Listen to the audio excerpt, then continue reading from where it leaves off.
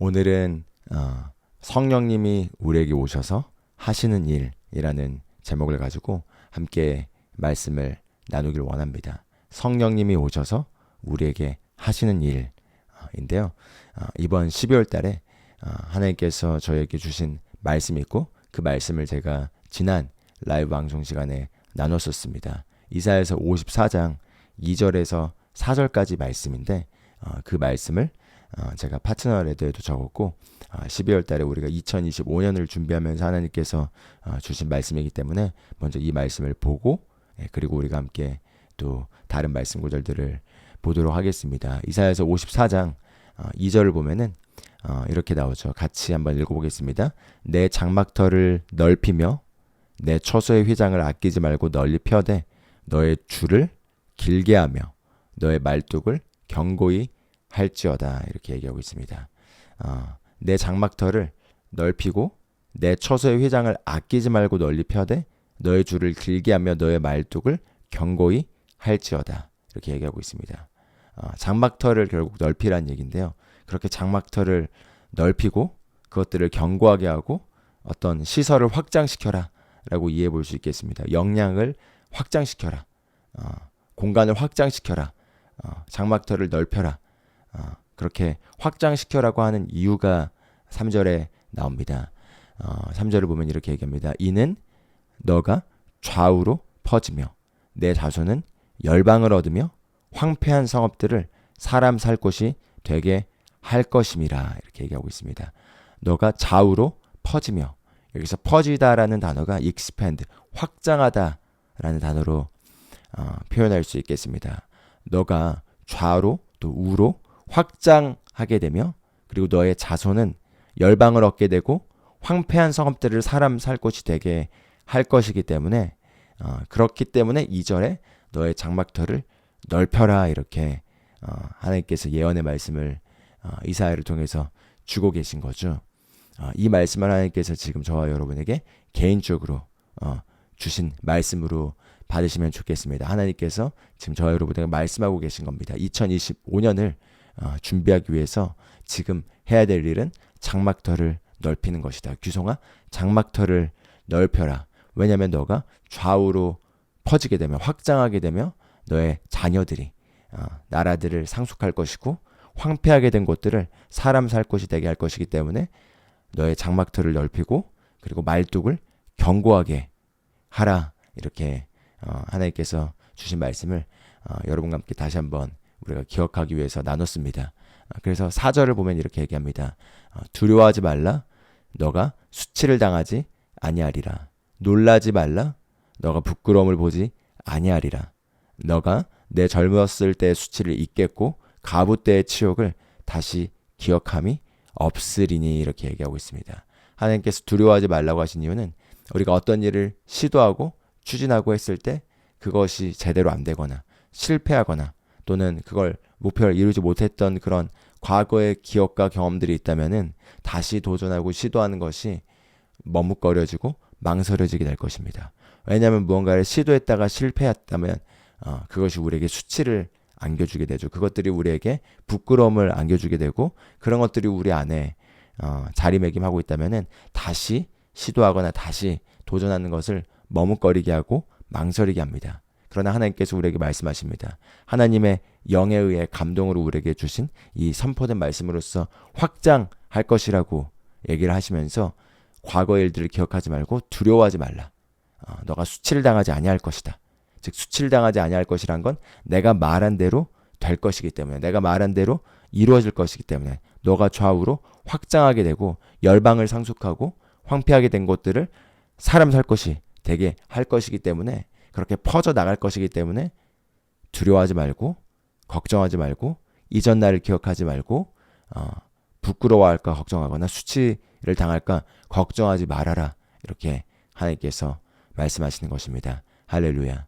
우리가 그렇기 때문에 우리 역량을 하나님의 지시를 따라 확장하고 그리고 하나님께서 안내하시고 인도하시는 그 하나님의 비전과 계획을 우리가 붙잡아서 믿음으로 끝까지 동행해서 하나님과 걸어 나간다면은 우리는 수치를 당하지 않고 부끄러움을 겪지 않을 것입니다. 하나님께서 우리 10년 가운데 주셨던 그 말씀과 함께 우리 삶 가운데 자아내게 되는 그 소망들이 이루어지는 것을 우리는 보게 될 것이고, 그로 말미암아 주님을 찬양하고 주님의 말씀의 신실하심을 우리가 온 세상에 선포할 것입니다. 그래서 지난 시간에 우리가 장막터를 넓히기 위해선 무엇보다 첫 번째로 우리의 비전을 확장시켜야 된다라는 내용을 나눴었죠. 우리 비전을 확장시켜서 하나님이 보시는 것을 우리가 봐야 합니다. 그리고 우리가 하나님이 보시는 대로 우리가 우리 자신을 보고 우리 인생을 볼 때 비전의 확장이 일어납니다. 왜냐하면 우리가 보고 있는 시야는 굉장히 제한되고 우리가 알고 있는 우리 자신은 굉장히 하나님이 알고 있는 우리 자신, 하나님이 만드시는 우리 자신보다 굉장히 제한되기 때문에 우리가 성령님에 의해 계시의 영이 임하여서 우리의 미래를 하나님이 보신 대로 보고 또 우리 자신을 하나님이 보신 대로 보고 그리고 하나님이 갖고 계신 그 계획들을 우리가 보게 된다면은 반드시 비전의 확장이 일어난다라는 내용을 나눴습니다. 그리고 두 번째로는 바로 그 확장된 비전을 우리가 이루기 위해서는 무엇보다도 말씀을 의도적으로 우리가 묵상해서 말씀 묵상을 통해서 그것을 이룰 수 있는 말뚝을 견고하게 하는 확장된 우리의 역량을 견고하게 하는 그것으로서 말씀을 묵상하는 것이 중요하다라는 걸 나눴었고, 여호수아의 사례를 가지고 하나님께서 여호수아에게 그 여호수아를 확장시키기 위해서 주셨던 지시사항이 이 율법책을 입에서 떠나지 말게 하고 주야로 묵상하여 그 안에 기록된 대로 지켜 행하라는 것이었습니다. 그래서 오늘 이제 같이 함께 나누길 원하는 건 바로 이제 우리 장막터를 넓히고 하나님이 보시는 것을 우리가 보고 그것을 이제 성취해 나가기 위해서 우리가 무엇보다도 중요한 우리 안에 오셔서 우리를 도우시는 성령님의 사역을 이해하는 것입니다. 그래서 오늘 전체 시간은 우리 안에 오셔서 우리를 도우시려고 오신 그 성령님의 사역을 이해하기 위해서 성령님이 누구신지 그리고 성령님이 오셔서 무엇을 하기 위해 우리에게 오셨는지 이것을 같이 나눠보도록 하겠습니다. 오늘 본문 성경 구절로 요한복음 16장 5절부터 15절까지를 먼저 같이 여러분과 함께 읽어보도록 하겠습니다. 요한복음 16장 5절부터 읽어보도록 하겠습니다. 요한복음 13장에 우리가 아시다시피 이제 요한복음은 13장에 예수님께서 이제 십자가에 못 박히시기 전에 제자들과의 마지막 시간에서 그들의 발을 씻겨주시고 그들과 마지막 만찬을 하시고 발을 씻겨주시고 예수님께서 이제 그들에게 마지막 중요한 가르침을 가르쳐주는 장면이 13장부터 13장, 14장, 15장, 16장, 17장까지 쭉 예수님의 가르침의 내용이고, 그리고 나서 18장에 이제 예수님께서 붙잡혀서 십자가에 못 박히시고 장세되시고 부활하시는 속량사역으로 들어갑니다. 그렇기 때문에 13장부터 17장까지는 거의 비슷한 시간대 안에서 예수님께서 주시는 가르침들인데, 떠나기 직전에 예수님께서 제자들에게 마지막으로 가르치는 중요한 메시지들을 사도 요한이 다른 복음서와 다르게 자세하게 우리에게 그 내용들을 보여주고 있습니다. 그래서 16장 5절을 보면은 이제 예수님께서 하신 말씀인데요. 그 문맥은 예수님이 떠나기 전에, 제자들을 떠나기 전에 이제 떠나고 다시는 그들과 물리적으로는 계속해서 이렇게 3년 동안 보냈던 것처럼 보내지 않을 걸 아시는 가운데서 예수님께서 얘기하시는 맥락에서 우리가 한번 봐보겠습니다. 5절을 보겠습니다. 지금 내가 나를 보내신 이에게로 가는데 너희 중에서 나더러 어디로 가는지 묻는 자가 없고, 도리어 내가 이 말을 함으로 너희 마음에 근심이 가득하였도다. 이렇게 얘기하고 있습니다. 제자들은 예수님을 버리고 3년 동안, 지금 3년 반 동안 예수님을 따른 거죠. 그런 가운데서 예수님께서 이제 나는 나를 보내신 아버지께로 간다. 나는 떠난다. 라고 이 말씀을 하고 있기 때문에 당연히 제자들이 내가 모든 걸 걸고 따랐던 나의 스승님이자 메시아인 그리스도 예수께서 떠나신다고? 라고 하기 때문에 마음속에 근심이 가득했겠죠. 그걸 지금 지적하면서 이렇게 얘기하십니다. 그러나 7절, 그러나 내가 너희에게 실상을 말하노니 내가 떠나가는 것이 너희에게 유익이라.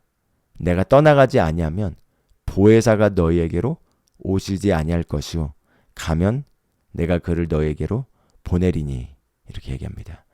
네, 그래서 예수님께서 어떤 말씀을 하셨다면 그 말씀은 결코 과장하시거나 오버하시거나 또는 거짓말을 하시는 분이 아니십니다. 그렇죠?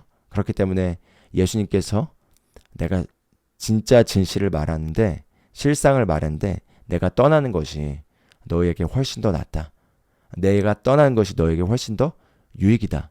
왜냐하면 내가 떠나가지 아니하면 즉 내가 떠나가지 아니하면 내가 속량사역을 이룰 수가 없고 그리고 보혜사가 너에게 올 수 없지만 내가 떠나가야지 내가 그 속량사역을 마무리하여서 보혜사이신 성령님께서 너에게 오시기 때문에 내가 떠나가는 게 낫다라고 얘기하시는 것입니다.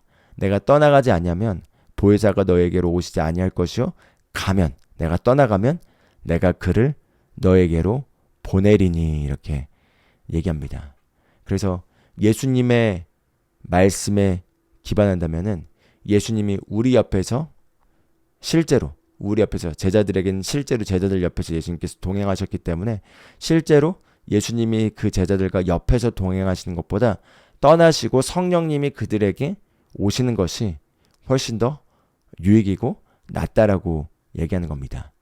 예수님이 옆에서 우리 눈앞에 보이게 옆에 있는 것보다 성령님께서 오시는 것이 훨씬 더 유익이 된다는 거죠.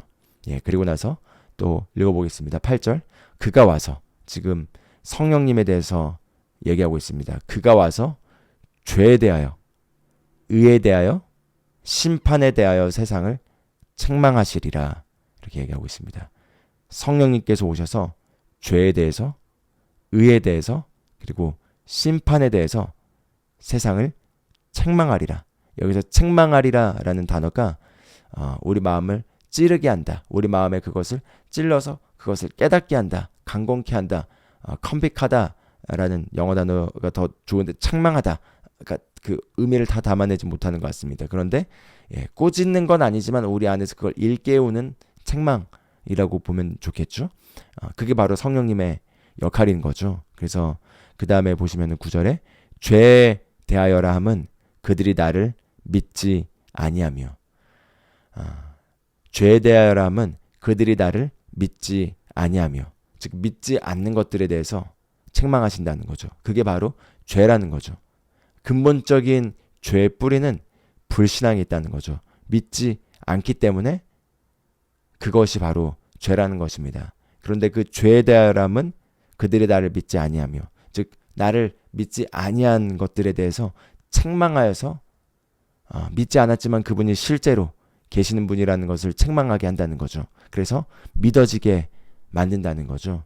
마찬가지로 10절에 의에 대하여라 함은 내가 아버지께로 가니 너희가 다시 나를 보지 못하며 내가 아버지께로 가니 너희가 다시 나를 보지 못하며 즉 의에 대하여라 함은 바로 예수님께서 부활하시고 승천하셔서 하나님의 보좌 우편에 앉으심으로써 예수님이 범죄한 것 때문에 우리가 범죄한 것 때문에 내어지셨지만 우리를 의롭다 하기 위하여 다시 살아나셔서 하나님의 보좌 우편에 들어가셨습니다. 그래서 의에 대하여 우리를 책망해 주신다는 거죠. 바로 예수님께서 부활하시고 아버지께로 가셨다는 것. 그리고 11절을 보면 심판에 대하여라면 이 세상 임금이 심판을 받았음이라 이렇게 얘기합니다. 이 세상 임금은 바로 사탄과 그 졸개들을 얘기합니다. 심판에 대하여라면 이 세상 임금이 사탄이 심판을 받고 패배하였다는 것에 대해서 우리에게 그것을 책망한다는 거죠. 그래서 죄에 대하여, 의에 대하여, 심판에 대하여 성령님께서 책망하신다 이렇게 얘기를 하고 있고요. 그리고 12절에 이렇게 얘기합니다. 내가 아직도 너희에게 이를 것이 많으나 지금은 너희가 감당하지 못하리라. 네. 쉽게 얘기하면 내가 더 많은 영적 진리들을 얘기하고 싶지만 너희들이 그것을 이해하거나 깨달을 수 없기 때문에 내가 얘기해 줄 수 없다. 왜냐하면 내가 나누고 싶은 그 영적 진리들을 나누려고 해도 너희들이 지금 성령님의 도움 없이는 그것을 이해할 수가 없기 때문에 감당할 수가 없기 때문에 내가 하고 싶은 얘기가 많아도 그것을 나누지 못한다. 이렇게 얘기하는 거죠. 그리고 나서 13절에 그러나 진리의 영이신 성령님이 오시면 그가 너희를 모든 진리 가운데로 인도하시리니 그가 스스로 말하지 않고 오직 들은 것을 말하며 장래 일을 너희에게 알리시리라. 이렇게 얘기하고 있습니다. 그래서 성령님께서 오시면 그 성령님께서 죄에 대하여, 의에 대하여, 그리고 심판에 대하여 우리를 책망하셔서 그것들을 우리에게 깨닫게 하시고, 그리고 그 성령님께서 진리의 영이시기 때문에 우리를 모든 진리 가운데로 인도하신다는 거죠. 그리고 스스로 말하지 않고 하나님 아버지로부터 들은 걸 말씀해 주시고 장래 일을, 우리의 미래를 우리에게 알려주신다, 보여주신다, 그것들을 말씀해 주신다, 이렇게 얘기를 하고 있습니다. 그리고 나서 이제 14절을 보면은 그가 내 영광을 나타내리니 내 것을 가지고 너희에게 알리시겠습니다. 이렇게 얘기합니다. 내 영광을 나타내리니, 내 영광을 나타내리니 내 것을 가지고 너희에게 알리시겠습니다. 여기서 알리다라는 것은 그것들을 우리에게 보여주고 그것들을 나타내고 드러내어서 우리에게 제공해 준다라고 보면 좋겠습니다. 내 영광을 나타내리니 내 것을 가지고 너희에게 알리시겠습니다. 즉 내 것을 너희에게 드러내어 보여주고 알려주고 계시해 준다는 거죠. 그리고 15절에 이렇게 얘기합니다. 무릇 아버지께 있는 것은 다 내 것이라. 그러므로 내가 말하기를 그가 내 것을 가지고 너희에게 알리시리라 하였노라. 이렇게 얘기하고 있습니다. 그래서 예수님께서 무릇 아버지께 속한 모든 것은 다 내 것인데 내 것을 성령님께서 가지고 가서 너희에게 그것들을 알려줄 것이다. 이렇게 얘기하고 있습니다. 왜죠? 왜냐하면 그리스도께서 부활하시고 승천하셔서 하나님 보좌 우편에 앉으셨을 때, 그리스도가 부활하셨을 때 우리도 그리스도 안에서 새로운 피조물로 거듭나게 되었고, 그리스도께서 일으켰을 때 우리도 그리스도 안에서 일으켜졌고, 그리스도께서 하늘 보좌 우편에 앉으셨을 때 우리도 그리스도 안에서 하늘 보좌 우편에 그리스도 안에서 그리스도와 함께 천상의 자리에 앉힌 바 되었고, 그리고 그리스도 안에서 하늘의 모든 영적인 복으로 축복을 받아서 그리스도와 함께한 공동 상속자가 되었습니다. 그래서 사도 바울은 이렇게 얘기해도 너희가 자녀이면 하나님의 상속자요 그리스도와 함께한 공동 상속자니, 그리스도와 함께한 공동 상속자니, 즉 그리스도께 속한 모든 유업이 공동 상속자로서 우리가 함께 그 유업을 누릴 수 있는 자가 되었다는 거죠. 왜냐하면 우리가 그리스도의 것이면 아브라함의 씨요 약속에 따른 상속 유업을 이을 자이고, 그리스도 것이라는 것은 그리스도 안에서 그리스도와 모든 것을 함께 공유하는 위치에 있게 되었기 때문입니다. 왜냐하면 예수님께서는 우리의 머리가 되시고 우리는 그분의 몸이 되어서 바로 그리스도, 머리이신 예수님과 모은된 교회로서 이루어진 이 그리스도라는 그 그리스도 안에 저와 여러분이 있게 되었고, 아버지께 속한 모든 것이 바로 이 그리스도 안에 있게 되었기 때문에 예수님께서 말씀하신 게 바로 내 영광을 너에게 나타낸다. 왜냐하면 그분은 우리의 머리가 되시고 우리가 그분의 몸이 되었고, 그분이 포도나무가 되고 우리가 그 나무의 가지가 되어서 나무와 가지가 하나이면서 나무로부터 수액을 받아서 그 생명의 수액이 가지를 통해 흘러나와 열매를 맺게 되는 것처럼, 머리로부터 그 몸이 지시를 받아서 몸과 머리가 하나가 되어서 하나로서 움직이는 것처럼 내 것을 가지고 너희에게 그것을 알려주신 일을 하신 분이 성령님이라는 거죠. 왜냐하면 그가 내 영광을 나타내리니, 즉 예수님이 부활하심으로써 영광 받으신 그 영광스러운 유업을 우리에게 나타내시고 알려주신다는 거죠. 왜냐하면 아버지께 있는 것은 다 예수님 것이고 예수님에게 속한 그리스도에 속한 모든 것이 또한 그리스도 안에 있는 새로운 피조물인 저와 여러분의 것이기 때문에 성령님이 우리에게 보내주셔서 우리에게 하시는 중요한 일은 무엇이냐면 우리에게 하나님께서 은혜로 제공해 주신 것들을 깨달아 알게 하는 것입니다. 성령님께서 은혜로 우리에게 제공된 것들을 깨달아 알게 하시는 것이 바로 성령님의 역할입니다. 그래서 사도 바울이 에베소서 1장에서 기도하기를 지혜와 계시의 영을 주셔서 우리의 눈이 밝혀져서 하나님을 알게 되고, 하나님이 우리를 부르신 부르심의 소망이 무엇인지를 알게 되고, 믿는 우리에게 성도에게 주신 그 유업이 얼마나 풍성하고 위대한지를 알게 하시고, 또 믿는 우리에게 하나님이 베푸신 그 능력이 얼마나 위대한지를 알게 하시기를 기도한다, 이렇게 얘기하고 있습니다. 그것들을 주시기를 기도한다라고 하는 게 아니라 이미 그것이 주어졌기 때문에, 이미 우리가 그것을 받았기 때문에 받은 그것이 무엇인지를 영적으로만 깨달을 수 있기 때문에 그 영적으로 깨닫는 것에 있어서는 그것은 지적으로 깨달을 수 있는 것이 아니고 노력으로 깨달을 수 있는 것이 아니고 인간의 힘으로 깨달을 수 있는 것이 아니라 성령님을 통해서만 성령님께서 우리의 마음의 눈을 여셔서 영적인 그 실제들을 깨닫게 할 수 있기 때문에 바울의 기도는 바로 그 성령 하나님께서 지혜와 계시의 영으로 우리의 마음의 눈을 열어서 우리가 그것을 깨달아 알 수 있도록, 우리에게 제공된 것을 깨달아 알 수 있도록, 같은 맥락으로 예수님께서 그 진리의 영이 오시면 그가 너희를 모든 진리 가운데로 인도하시리니 그가 장래일을 알려주고, 왜냐하면 그분은 우리의 운명을, 우리의 미래를, 우리를 향해 하나님께서 계획하고 계신 그 신성한 운명을 알고 계시고 생명책에 기록된 우리의 미래들을 알고 계시기 때문에 그것들을 우리에게 보여주시고, 또 우리가 누구인지를, 우리가 무엇을 가지고 있는지를, 우리가 어떤 위치에 있는지를, 하나님이 보시기에 우리가 어떠한 자인지를 성령님께서는 그것을 알리시려고 오셨다는 거죠. 할렐루야. 그래서 요한복음 16장 우리가 지금 5절부터 15절까지를 읽었는데, 예수님께서 5절부터 15절까지 말씀하신 그 성령님의 역할을 우리가 정리를 해보면은 크게 이렇게 네 가지 정도로 볼 수가 있겠습니다. 첫 번째는 내가 떠나는 것이 너에게 유익하다. 한번 이 의미를 천천히 묵상해 보시면 좋겠습니다. 예수님이 내 옆에서 나와 함께 동행하면서 내가 예수님과 옆에서 따라다니면서 예수님의 하시는 사역을 보고 예수님의 가르침을 듣고 예수님이 내 옆에 있는 것을 내가 생각해 봤을 때 그것이 얼마나 위대하고 놀라운 특권이고 얼마나 좋겠습니까? 그런데 그 예수님께서 내가 너희 옆에 있는 것보다 내가 떠나고 성령님이 너희 안에 오신 것이 너희에게 더 유익하다 라고 얘기한 것입니다.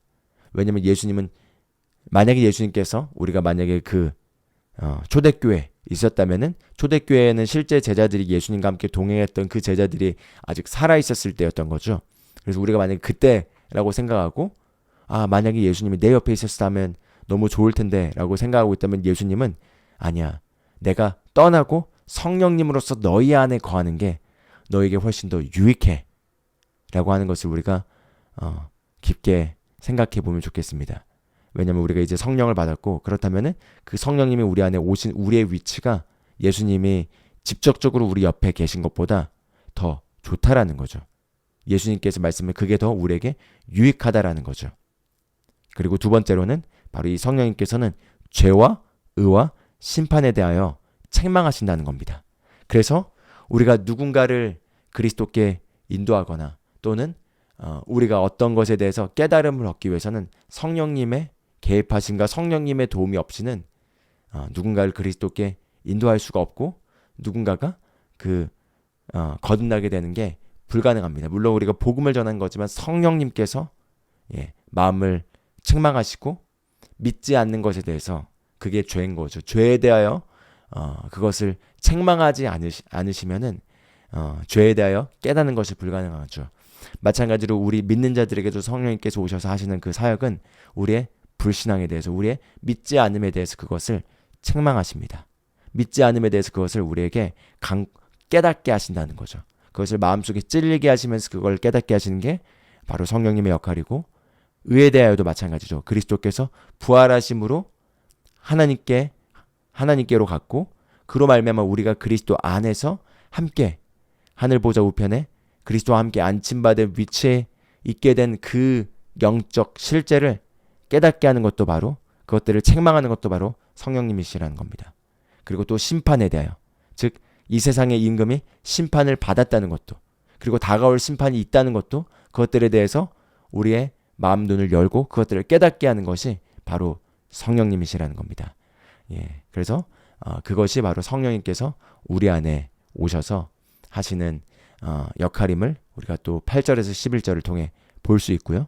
그럼 이렇게 생각해 볼 수 있겠죠. 여러분과 제가 이제껏 주님과 동행하면서 성경 말씀을 읽거나 또는 주님과 동행하는 그 이제껏 일련의 사건들 가운데서 무언가가 우리에게 깨달아지게 되는 그런 시점들이 다 있었잖아요. 그걸 깨닫게 하시는 분이 바로 다 성령님이셨다는 겁니다. 그걸 깨닫게 하신 것이 다 성령님이셨다는 겁니다. 우리가 예수 그리스도를 인격적으로 만날 때는 첫 번째로 우리 죄에 대하여 깨닫게 되죠. 그리고 우리 죄가 내가 죄가 아니라고 생각했던, 그냥 이렇게 살아도 괜찮다고 생각했던 것이 성령님의 깨달음으로 말미암아 그 죄가 얼마나 하나님과 우리를 분리시키고 하나님 앞에서 옳지 않은 것인지를 우리가 깨닫게 되고, 그런데 그 죄 때문에 그리스도께서 십자가에서 나의 죄 때문에 그렇게 처참하게 죽으셨다는 것이 깨닫게 되면서 그리스도의 사랑을 깨닫게 된 것이 바로 죄에 대한 깨달음의 결과인 거죠. 그게 바로 성령님이 그걸 깨닫게 하신다는 거죠. 그리스도의 사랑을 깨닫게 하는 것도 성령님이시고, 아버지의 임재를 우리가 느낄 수 있게 하는 것도 바로 성령님이십니다. 그리고 다가올 심판과 또 이 세상의 임금인 마귀가 심판을 받았다는 것도 깨닫게 하는 것이, 즉 그리스도의 실제적인 승리와 사단의 패배에 대해서 그것을 깨닫게 하는 것이, 즉 그리스도의 승리로 말미암아 사단이 패배하게 되었고, 사단의 속박 아래 있었던 우리가 거기에서 해방되고 자유케 되어서 치유가 우리 것이 되었고, 자유케 됨이 우리게 되었다는 것을 실제로 깨달아 우리에게 경험시켜 주도록 책망하는 것이 바로 성령님의 역할이라는 거죠. 그래서 성령님은 죄와 의와 심판에 대하여 책망하신다는 걸 우리가 또 볼 수 있고요. 그리고 또 성령님은 예수님께서 내가 하고 싶은 말이 많지만 너희가 감당할 수 없다라고 하는 것에 비추어서 우리가 확인할 수 있는 건, 성령님이 없이는 절대 영적 진리를 우리가 깨달을 수 없습니다. 네. 성령님이 없이는 절대 영적 진리를 깨달을 수 없다는 거죠. 즉 영적인 진리들이 있는데 그 영적인 진리들은 오직 성령님에 의해서만 우리가 깨달을 수 있다는 거죠. 그래서 저도 성경을 읽을 때 또는 어떤 것에 대해서 그것을 깨닫기 위해서 갈망할 때 성령님의 도움을 항상 의지합니다. 왜냐하면은 말씀을 읽거나 어떤 거를 보더라도 거기에서 제가 깨닫지 못하는 많은 영적 진리들이 항상 있기 때문에 그 영적 진리들을 깨닫기 위해서, 말씀이 아무리 익숙한 말씀이라 하더라도 우리는 결코 그 말씀의 가장 깊숙한 그 진리의 그 100%를 결코 다 이해한 사람이 없기 때문에 성령님이 끝없이 그것들을 우리에게 계시해 줄 수 있는 거죠. 그렇기 때문에 말씀을 보더라도 그냥 읽는 것이 아니라 성령님의 깨달음을 기대하고 갈망하면서, 성령님께서 그 영적 진리를 깨닫게 해주실 것을 갈망하면서 읽으면서 성령님께 여쭤볼 때 항상 신선하고 새로운 말씀의 그 지혜와 말씀의 깊이를 깨닫게 됩니다. 그 성령님 없이는 영적 진리를 깨달을 수 없다는 거죠. 즉 그것을 우리가 인정하는 순간 우리가 영적 진리를 알고자 하는 우리의 갈망에서 성령님을 의지하게 됩니다. 그래서 그것을 이해해 보시면 좋겠습니다. 내가 성령님 없이는 영적 진리를 깨달을 수 없다라는 걸 먼저 인정하는 순간 우리는 성령님을 의지하게 됩니다. 그리고 13절에서 15절에 따르면은 성령님은 바로 모든 진리 가운데로 바로 우리를 인도해 주시는 분이라는 거죠. 그렇게 우리가 성령님이 우리에게 오셔서 하시는 역할에 대해서 예수님이 하신 말씀에 기반해서 잠깐 참고해 봤습니다. 그래서 몇 가지 말씀을 조금만 더 보고, 그리고 우리가 그 성령님과 교통하는 것을 훈련해 보면 좋겠는데요. 14장 요한복음 14장 16절에서도 예수님께서 이제 성령님에 대해서 소개하는 장면이 나오는데요. 이 내용을 잠깐 봐보도록 하겠습니다. 요한복음 14장 16절을 보면은 예수님께서 이렇게 얘기하십니다. 내가 아버지께 구하겠으니 그가 또 다른 보혜사를 너에게 주사 영원토록 너희와 함께 있게 하리니 그는 진리의 영이라 세상은 능히 그를 받지 못하나니 이는 그를 보지도 못하고 알지도 못함이라. 그러나 너희는 그를 아나니 그는 너희와 함께 거하시며 또 너희 속에 계시겠음이라. 이렇게 얘기하고 있습니다. 그래서 여기 나온 것처럼 성령님은 진리의 영인데 세상은 능히 그를 받지 못하나니 이는 그를 보지도 못하고 알지도 못함이라. 이렇게 얘기하고 있습니다. 그러나 세상은 성령님을 받을 수 없지만 하나님의 자녀가 된 저와 여러분은 그리스도인으로서 성령님을 받았죠. 진리의 영을 받았습니다. 그 진리의 영을 받았는데 그 진리의 영은 바로 예수님께서 또 다른 보혜사를 너에게 주사 영원토록 너희와 함께 있게 하리니. 이렇게 얘기를 하고 있습니다. 그래서 여기서 예수님께서 또 다른 보혜사라고 얘기했을 때 여기서 다른 예수님께서 나와 다른 보혜사를 너희에게 내가 구하겠다 이렇게 얘기하고 있는 거죠. 예수님께서 문맥에서는 이렇게 얘기한 겁니다. 내가 떠날 거야.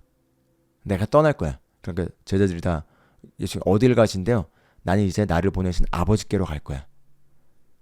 그럼 그 아버지께로 가는 게 무엇인데요? 이렇게 이제 제자들이 질문하는 가운데서 이제 예수님께서 내가 바로 곧 길이고 진리고 생명이고 나로 말미암지 않고는 아버지께로 갈 자가 없다. 그런데 이제 나는 떠난다. 그런 맥락에서 그런데 내가 아버지께 구하겠다. 바로 또 다른 보혜사를 너에게 주도록 내가 아버지께 구하겠다 이렇게 얘기하는 거죠. 예수님께서 제자들과 함께 동행하시면서 예수님이 그들에게 보혜사셨습니다.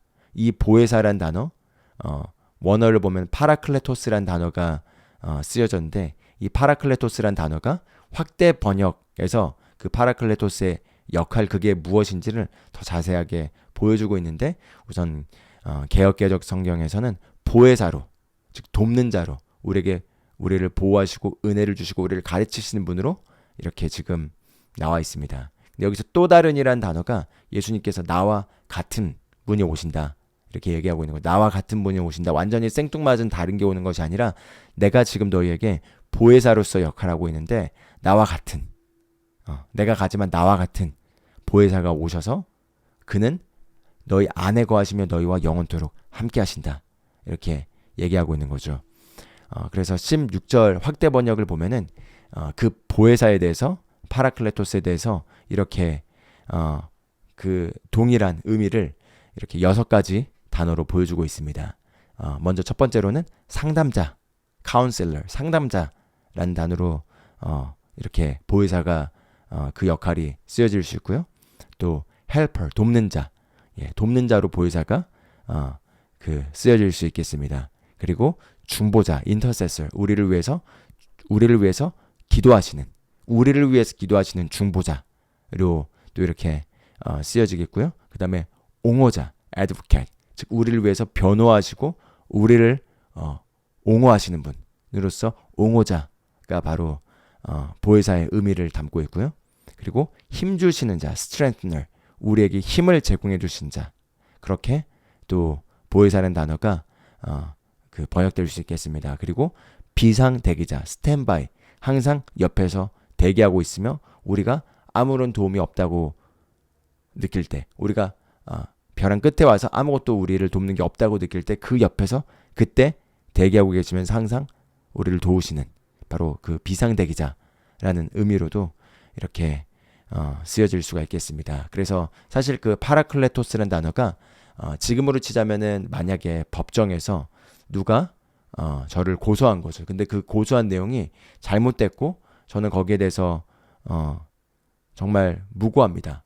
잘못된 것이 고소된 거고 거기에 대해서 제가 잘못한 게 하나도 없는데 어떻게 그런 어려움에 처했을 때 이제 변호사를 고용해서 그 분야의 최고의 변호사가 고용되어 주고 거기에 대한 옳지 않는 어떤 법적 소송의 어떤 그 문제들에 대해서 반드시 제가 이겨야 되고 제가 잘못한 게 없고 제가 제가 한 것에 대해서 그 법정 다툼이 갔을 때 만약에 검사나 아니면 상대편에서 저를 기소하거나 저에 대해서 안 좋은 얘기를 하면서 이렇게 갈 때 그게 법적인 여러 가지 복잡한 것들이어서 제가 그것들을 다 정확하게 법적 근거로 답변하지 못할 때 최고의 변호사를 고용했다면은 그 최고의 변호사가 저를 대신해서 옹호하고 저를 대신해서 변호하겠죠. 그런 변호사의 역할이 바로 파라클레토스의 역할로서 그때 당시 파라클레토스가 쓰여졌습니다. 내 옆에서 함께하며 적극적으로 나를 중재하시고 보호하시고 도우시는 분. 그게 바로 파라클레토스고 예수님이 먼저 제자들에게 파라클레토스로서 그들을 보호하시고 그들을 상담해 주시고 그들을 도와주시고 그들을 중보해 주시고 그들을 옹호해 주시고 그들에게 힘을 주시는 분이었던 거죠. 바로 성령님께서 우리의 상담자로서 우리에게 오셨습니다. 여러분 어떤 인생의 갈림길에 있으면서 어떤 선택을 해야 하거나 어떤 결정을 내려야 하거나 어떤 것에 대해서 하나님의 인도를 받아야 하거나 어떤 것에 대해서 지혜가 필요할 때 바로 우리 안에 오셔서 우리를 상담해 주시는 우리를 조언해 주시는 조언자이신 성령님의 상담을 받으십시오. 첫 번째로 바로 상담자입니다. 카운셀러죠.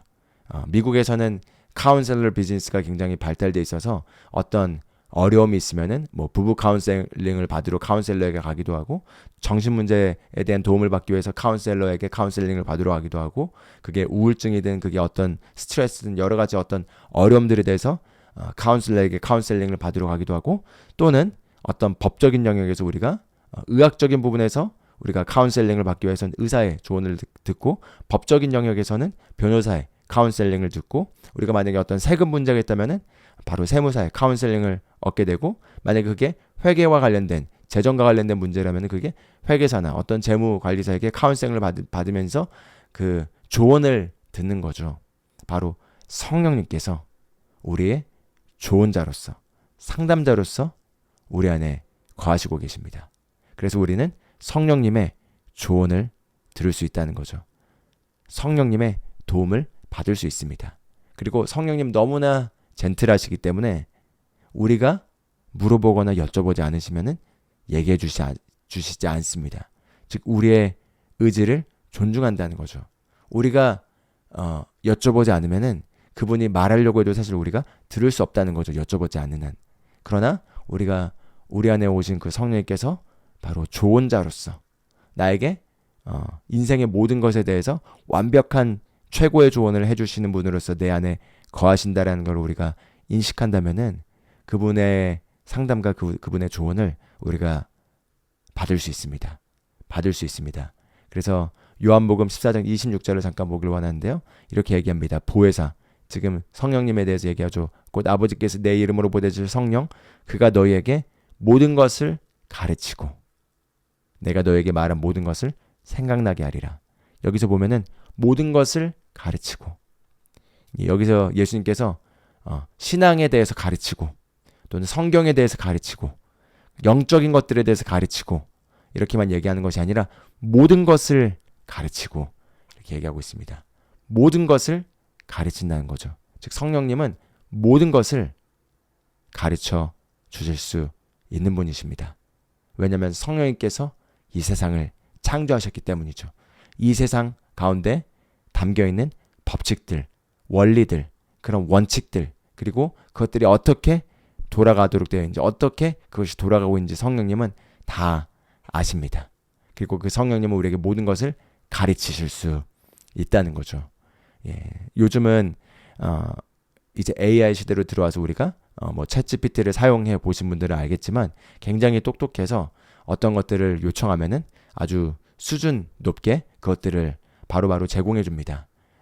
그런 것처럼 성령님은 우리 안에서 우리가 내려야 될 어떤 중요한 의사 결정과 무엇이 옳은지, 무엇이 바른 방향인지, 어떻게 해야 될지 그런 것들을 우리에게 안내해 주시고, 그리고 우리에게 거기에 있어서 조언을 주시는 분이라는 거죠. 할렐루야. 우리는 성령님의 조언을 받을 수 있습니다. 그래서 제가 대학생 시절에 이 말씀을 보면서 모든 것을 가르치신다? 성경 말씀은 거짓말하는 게 아니고 예수님이 거짓말하실 수 없는 분이신데 성령님이 모든 것을 가르치신다면 나의 학업에 대해서, 나의 공부에 대해서, 나의 일에 대해서도 다 아시기 때문에 가르치실 수 있겠구나라고 생각하고 성령님께 시험범위에서 공부할 게 너무 많은데 어떤 부분들이 나올 것인지, 교수님께서 어떤 것들을 지금 시험 문제로 낼 건지, 그래서 어떤 주제들을 내가 더 공부해야 될지 여쭤보면서 방언으로 기도하고 그리고 성령님의 가이드를 따라서, 안내를 따라서 좀 이 부분이 더 많이 나올 것 같다라는 감동을 주신 것들을 공부하면 항상 그것이 가장 큰 비중의 어려운 문제로 나오고 그것들을 깊게 공부했기 때문에 그것들을 쉽게 풀이하고, 그래서 효과적으로 항상 공부를 했던 기억이 납니다. 성령님은 모든 것을 가르치실 수 있습니다. 제가 미국에 와서 어떤 것들을 설립하거나 또 어떤 법적인 문제나 어떤 여러 가지 것들을 할 때도 제가 막다른 골목에 있어서 이것들을 모를 때 성령님께 여쭤보고 성령님께 구하게 되면 성령님께서 항상 안내하셔서 바른 길로 인도해 주셔서 거기에 대한 조언들을 주시고 가르쳐 주셔서 효과적으로 그것들을 시간 낭비하지 않고 잘못되게 하지 않고 바르게 할 수 있도록 자원과 그런 그런 것들이 가능한 그런 자원들을 찾도록 안내해 주셔서 그것들로 저에게 가르쳐 주시고 안내해 주신 것들을 경험합니다. 마찬가지로 지금도 우리가 지금 2024년 12월 중순에 있죠. 그리고 이제 연말을 마무리하고 2025년으로 들어가고 지금 한국인으로서 우리가 지금 일어나는 나라의 상황과 여러 가지 지금 외부의 상황이 급격하게 변하고 있는 가운데서 우리는 미래를 모르지만 하나님은 세상이 어떻게 흘러갈지 아십니다. 미국도 마찬가지로 대통령이 이제 1월 달에 이제 취임하게 되면은 본격적인 변화들이 있게 되고 여러 가지 전 세계가 변화되고 있는 그 새로운 시대로 우리가 지금 들어가고 있는데 그 새로운 시대로 들어가는 것에 있어서 추측도 하고 예측도 하고 여러 가지 것들을 생각해 볼 수 있겠지만 2019년, 18년에 우리가 누가 2020년에 코비드가 와서 2020년부터 2022년까지 그런 일들이 있을 것을 우리가 알았겠습니까? 세상은 앞으로 어떻게 바뀔지 모릅니다. 그러나 역사를 주관하시는 하나님께서는 분명하게 계획을 가지고 계시고 그 계획 안에서 어둠의 세력들도 나름의 자기들의 일들을 하지만 하나님은 그런 가운데서도 이 땅에 교회를 통해서 하시고자 할 일들을 하시고 그리고 우리를 데려가시고 마지막 하나님이 정하신 대로 적그리스도의 통치와 예수 그리스도의 재림과 천년왕국의 그 시간의 흐름표대로 앞으로 미래는 펼쳐질 것입니다. 그런 여러 가지 알 수 없는 외부의 변수 가운데 성령님께서는 우리의 개개인의 미래와 세상이 어떻게 흘러갈지를 아시고 우리에게 최고의 조언을 해주실 수 있는 분이라는 거죠. 그렇기 때문에 우리가 더욱더 내가 안다고 생각하고 내가 그냥 내 인생을 계획하는 것이 아니라 그분의 음성에 귀 기울이고 그분께 여쭤보고 그분의 조언을 따라서 우리가 걸어간다면은 우리는 결코 실패하지 않고 당장엔 실패한 것처럼 보일지라도 그것이 분명하게 성령님의 인도를 따라 우리가 그분의 조언을 듣고 정확하게 조언을 듣고 걸어가는 거라면은 우리는 결코 실패하지 않을 것입니다. 왜냐하면 그분은 모든 것을 아시고 모든 것을 가르칠 수 있기 때문입니다.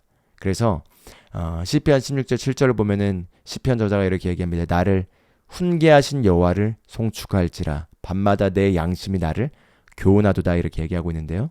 나를 훈계하신 여기서 훈계라는 단어가 카운셀이라는 단어인데 나를 훈계한다라고 했을 때 어떤 책망한다라는 느낌이 오지만 그뿐만 아니라 나를 지도해 주시는 그런 카운셀 나에게 조언해 주시는 여호와를 송축할지어다.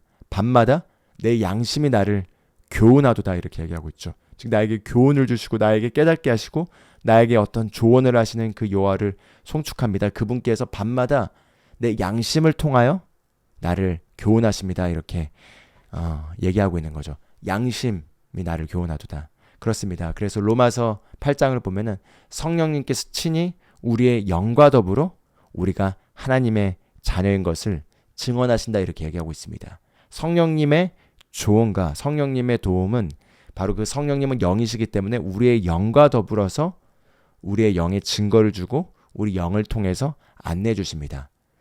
들리는 음성으로서 귀에 말씀하시는 것이 아니라 우리 영의 증거를 통해서 직감을 통해서 영적 직감을 통해서 양심을 통해서 안내하시고 말씀하신다는 거죠. 그래서 우리의 양심을 우리가 잘 관리하고 양심의 소리에 잘 특히 거듭난 그리스도인으로서 성령을 받았다면은 우리 양심의 소리에 귀 기울일 때 성령님의 안내와 인도를 잘 받을 수 있습니다. 그래서 많은 경우 만약에 여러분이 잘못된 저도 그렇지만 만약에 잘못된 선택을 하려고 한다면은 양심에서 얘기를 하죠. 그렇게 하지 마. 그렇게 하지 마. 그렇게 하지 마. 만약에 우리가 두려움에서 움직이고 있다면은 우리 양심이 얘기합니다. 두려움에서 움직이지 마. 두려움에서 움직이지 마. 두려움에서 움직이지 마. 그렇게 조급하게 할 필요 없어. 그렇게 휩쓸려서 할 필요가 없어. 그렇게 걱정할 필요가 없어. 우리의 양심에서 끊임없이 소리가 나옵니다. 바로 그게 우리 안에 거하신 성령님이 우리 지금 양심을 통해서 우리에게 지금 조언해 주시고 우리에게 훈계하시고 우리에게 교훈하고 있는 거라는 거죠. 할렐루야. 그래서 성령님은 우리의 상담자이십니다. 우리가 만약에 계속해서 사람들에게만 상담을 받으려고 한다면은 사람에게 상담받으려고 하는 그 마음속 갈망을 바로 우리의 가장 위대한 상담자이신 성령님에게로 가서 성령님께 상담을 받아보십시오. 성령님께 상담을 받아보시고 성령님께 조언을 들어보는 것을 우리가 연습하고 우리가 그렇게 인식할 때 우리를 도우러 오신 성령님께서 우리에게 모든 것들을 가르쳐 주시고 우리를 안내해 주시고 인도해 주실 것입니다. 예, 그리고 두 번째는 돕는 자인 거죠. 예, 그분은 우리를 도우시려고 오셨습니다. 우리를 도우시려고 오셨습니다. 도우시려고 오셨기 때문에 저와 여러분은 돕는 자를 갖고 있습니다. 돕는 자를 갖고 있다는 거죠. 얼마나 많은 경우 우리가 우리 안에 돕는 자가 있다라는 것을 기억하지 못하고, 그리고 도움이 필요한 환경에서 우리가 외부의 환경에서만 도움을 찾고 외부의 환경에서 도와줄 수 있는 어떤 요소가 없을 때 쉽게 절망하거나 낙심하거나 하곤 합니다. 그러나 우리를 도우시는 분이 있다는 거죠. 그렇기 때문에 절대 오늘부터 아무도 나를 도와준 사람이 없어 라고 말하지 않기로 결단하기를 주님의 이름으로 축복합니다. 아무도 나를 도와준 사람이 없지만 성령님은 나를 도와주고 계셔. 성령님은 바로 나의 돕는 분이셔. 그 성령님께서 나를 도와주시기 때문에 성령님께서 나를 도와주시며 나를 돕기 위해 필요한 사람들을 보내시고 나를 돕기 위해 필요한 자원들을 사용하셔서 내가 필요할 때 모든 것을 다 적절하게 할 수 있도록 나를 도우실 거야. 성령님은 나를 도우시기 때문에 나는 도움을 받고 있어 라고 모두를 바꾸시기를 주님의 이름으로 축복합니다. 그래서 시편 46편 1절을 보면은 하나님은 우리의 피난처시오 힘이시니 환난 중에 만날 큰 도움이시라 이렇게 얘기하고 있습니다. 하나님이 바로 환난 중에 우리에게 큰 도움이시라는 거죠. 근데 이 도움에 대해서 영어로는 a very present help in trouble 이렇게 얘기하고 있는데 very present, 바로 그 도움이라는 거죠. 여러 가지 도움이 아니라 바로 그 도움. 환난 중에 만날 바로 그 큰 도움이 바로 우리 안에 거하시는 성령님의 사역입니다. 성령님은 여러분을 도우십니다. 저를 도우십니다. 저와 여러분을 돕기 위해 우리 안에 거하고 계십니다.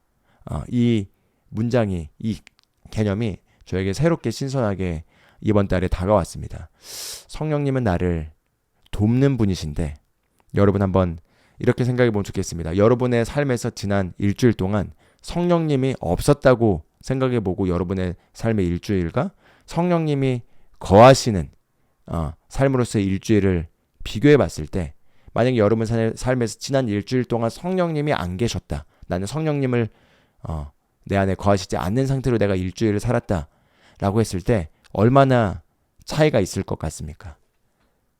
만약에 내 지난 일주일에 내 삶을 돌아보면 만약에 내가 성령님이 없었다 하더라도 내 삶이 크게 다를 바가 없는데 그냥 비슷했을 것 같은데 라고 한다면은 지금 엄청난 성령님의 사역의 유익을 놓치고 계신 것입니다.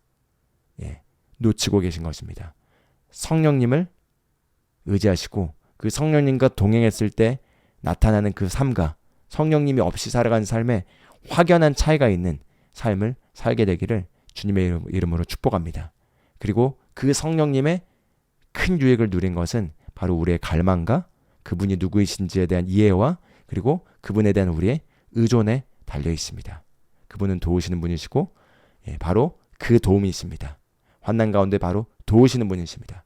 그 성령님과 동행한다면 24시간 모든 순간 절대적인 평강 가운데 염려 없이 그리고 바른 선택을 내리고 성공의 선택만 내리며 기쁨의 선택만 내리며 그리고 지혜의 선택만 내리면서 완벽한 승리 가운데 완벽한 지배력 가운데 걸을 수 있습니다. 그런 삶이 가능합니다. 그리고 그것은 우리가 성령님을 인식하고 성령님과 동행할 때 그분의 도움을 받을 때 그분께 질문을 드리고 그분으로부터 지시를 받아서 그 지시를 따라 행할 때 가능한 삶입니다. 그리고 이건 초월적인 초자연적인 삶입니다. 그게 우리에게 가능하게 되었습니다. 할렐루야. 그렇기 때문에 여기서도 히브리서 4장 16절에 나온 것처럼 그분의 은혜의 보좌 앞에 담대히 나아가자. 즉 우리가 은혜의 보좌에 담대히 나아간다는 건 은혜의 보좌가 바로 우리 거듭난 영 안에 성령님께서 거하시면서 그분을 인식하는 것이 바로 그분의 은혜의 보좌에 우리가 나아가는 것입니다. 은혜의 보좌에 나아간다는 건 이제 우리 안에 거하시는 그 성령님을 인식하면서 왜냐하면 우리가 거듭날 때 이미 하나님의 임재 안에 태어났기 때문에 임재를 떠났다가 들어왔다가 떠났다 들어왔다 하는 것이 아니라 우리는 그 임재 안에 거하고 있습니다. 단지 그러나 그 임재를 우리가 인식하느냐 인식하지 않느냐에 따라서 마치 임재 안에 들어갔다 나왔다 하는 것 같은 거죠. 그러나 우리는 그 임재 안에 태어났습니다. 그리고 그 은혜의 보좌에 우리가 담대히 나아간다는 건 담대히 그 은혜의 보좌 안에서 때를 따라 돕는 은혜를 얻어라는 거죠. 할렐루야. 때를 따라 돕는 은혜. 바로 지금 저와 여러분의 상황 가운데 필요한 돕는 그 은혜를 제공해 주신 분이 성령님이십니다. 그래서 우리가 성령님의 도움을 받는다면은 그 성령님의 도움으로 우리가 인생의 모든 중요한 선택과 결정과 방향을 절대 실패하지 않고 하나님의 계획 가운데 우리가 온전하게 걸을 수 있게 될 것입니다. 할렐루야. 그리고 이게 좀 세 번째인데 두 번째로 잘못 적었네요. 지금 우리가 성령님의 상담자, 돕는 자를 봤다면은 성령님 또한 중보자이십니다. 성령님이 중보자이신데 성령님께서 우리를 위해서 중보하실 때 그냥 혼자 하신 것이 아니라 반드시 우리를 통해서 중보를 하십니다. 우리를 통해서 중보하신다는 것은 바로 우리에게 기도 언어를 주셔서 방언 기도를 통해서 바로 우리를 중보하십니다. 그래서 방언 기도의 유익 중에 하나가 바로 성령님께서 친히 성도들을 위해서 중보하신다는 거죠. 바로 우리가 마땅히 기도해야 될 것들이 있는데 우리가 그것을 무엇을 기도해야 될지 모르기 때문에 기도하지 못하는 그 연약함과 한계를 성령님께서 도우시면서 로마서 8장 26절에 나온 것처럼 우리의 연약함을 도우시는데 마땅히 기도할 바를 알지 못하지만 성령께서 말할 수 없는 탄식으로 우리를 위하여 친히 간구하시면서 마음을 살피신 이가 성령의 생각을 아시나니 이는 성령님이 하나님의 뜻대로 성도를 위하여 간구하심이니라. 중보하심이니라. 바로 성령님은 중보자로서 우리가 성령 안에서 성령의 말하게 하심을 따라 기도하면서 내어드릴 때 성령님께서 우리의 입술을 통해서 우리를 중보하실 수 있다는 거죠. 완벽한 하나님의 뜻을 따라 우리가 걷고 기능하도록 모든 환경과 상황들이 완벽한 하나님의 뜻에 일치하도록 우리를 위해서 중보하시는 분이라는 것. 그래서 이게 우리가 방언으로 기도를 해야 되는 이유이기도 합니다.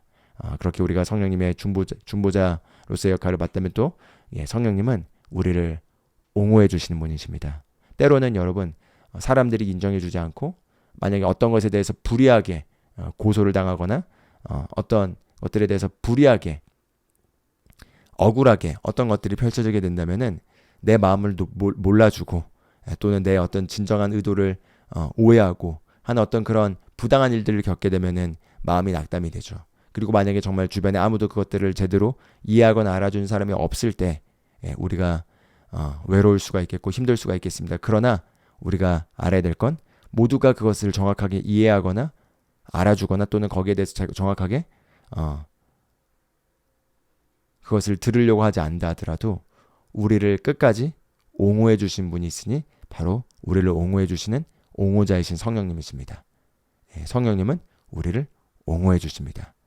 만약에 우리가 잘못된 길을 걷고 있다면은 물론 우리에게 그것들을 책망하시지만 그 성령님의 책망도 바로 우리를 정죄하면서 우리를 비난하면서 우리를 깎아내리는 우리를 비난하면서 깎아내리면서 우리를 무기력하게 만드는 책망이 아니라 많은 경우 그건 사단의 정죄와 우리의 바뀌지 않는 생각으로 우리가 책망하는 거겠죠. 그러나 성령님은 우리에게 잘못된 것을 깨닫게 하시면서 우리를 위로하시고 그건 너의 삶이 아니야. 너의 삶의 모습이 아니야. 이게 내가 널 위해 예배한 거란다. 라고 하면서 우리를 들어 올리십니다. 우리를 높이십니다. 우리를 옹호해 주십니다. 규송아, 이건 너 모습이 아니지. 이게 내가 널 위해 예배한 거란다. 이게 바로 내가 예정한 거야. 이 길로 함께 가자. 라고 하면서 우리의 심령을 책망하시지만 우리를 항상 높이시는 분이 바로 성령님이시라는 거죠. 성령님은 옹호자이시고요. 또 우리를 위해서 힘을 주시는 분이시기 때문에 우리가 특히 성령님의 도움을 활용해서 언제나 능력으로 충만해질 수 있습니다.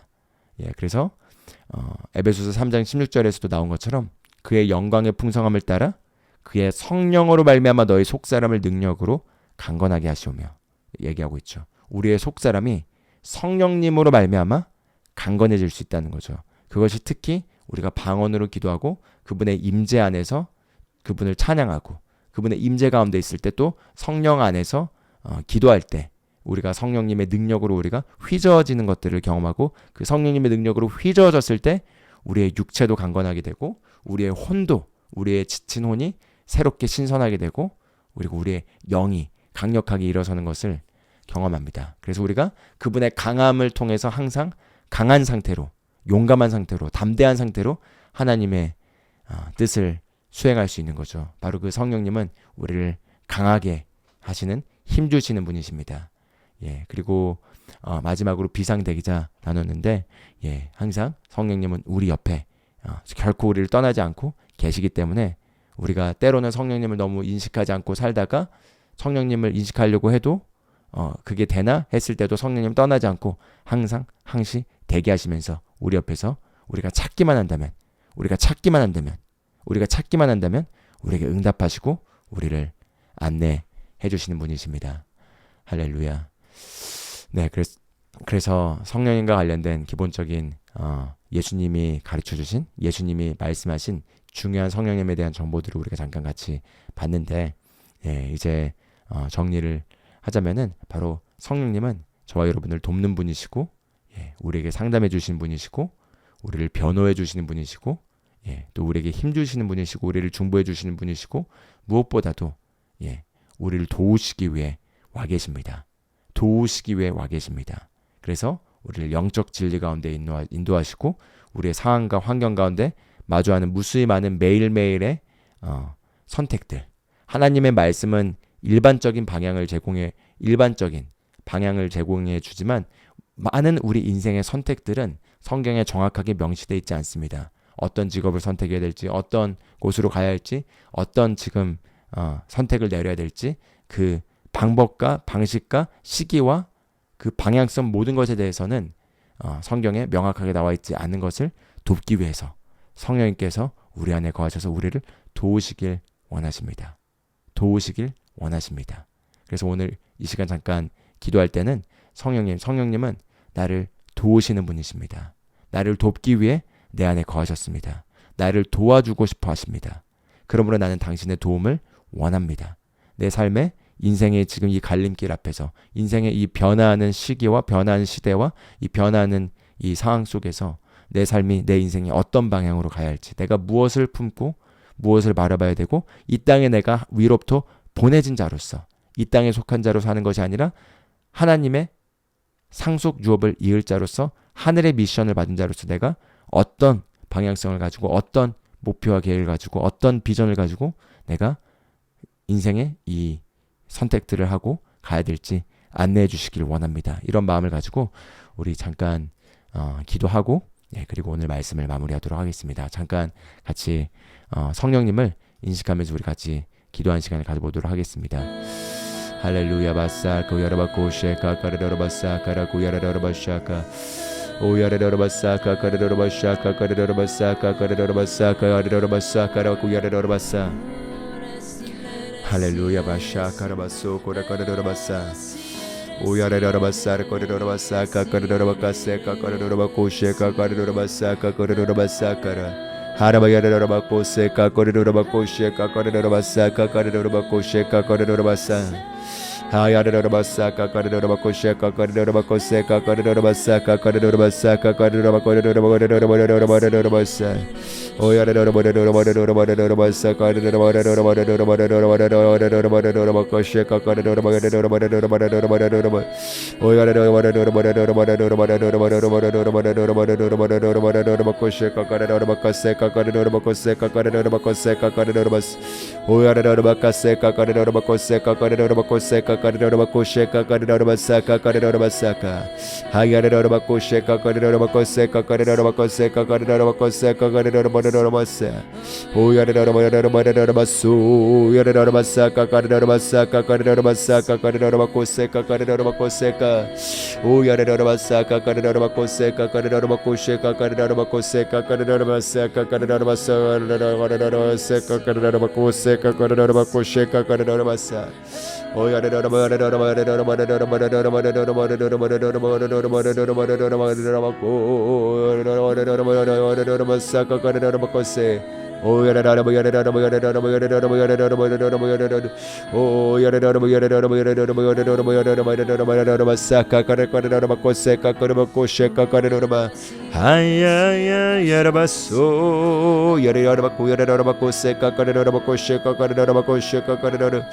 하야라바야라바소 야라라바사 야라라바사 카카라바코세카